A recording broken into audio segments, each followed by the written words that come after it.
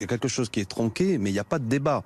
Demain, la manière dont cela va se passer, le Premier ministre va faire un discours dans lequel des débats très importants, le plan de sortie du confinement, le débat sur l'application Covid aussi qui devait avoir lieu de manière dissociée, tout ça dans un même discours.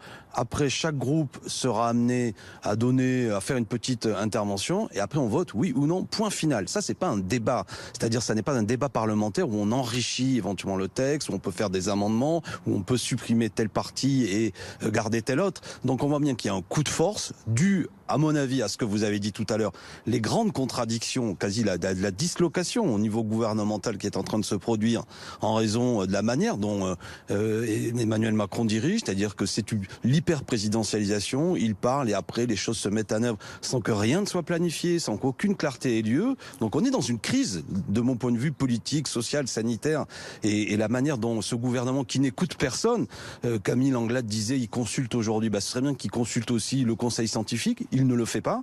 C'est une bombe de découvrir depuis samedi que le conseil scientifique n'est pas favorable à l'ouverture des écoles le 11 mai.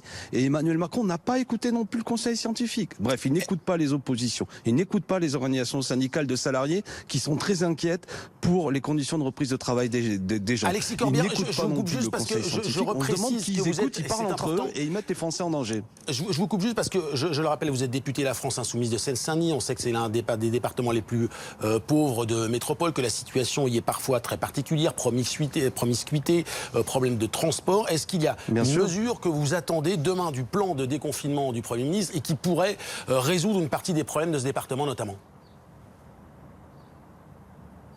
Non mais déjà, ce qu'il faut, comme pour tout le monde, des masques en nombre significatif, des tests, tester tout le monde, tests sérologiques aussi généralisés, tests virologiques. Personne ne doit reprendre le travail si sa santé est mise en danger. J'insiste, personne ne doit reprendre le travail s'il n'a pas une protection en capacité d'assurer que sa santé n'est pas en danger. Mais un mot sur l'école, ce que me disent les parents depuis hier.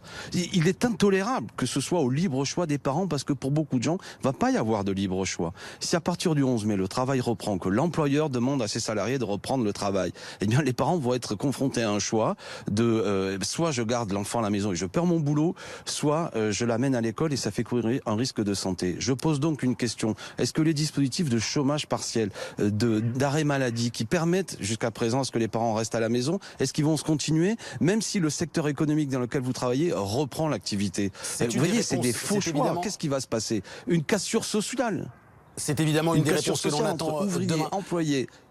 Merci beaucoup Alexis Bert. Je suis obligé de vous couper, je voudrais revenir vers Hervé Morin qui doit vous écouter avec attention.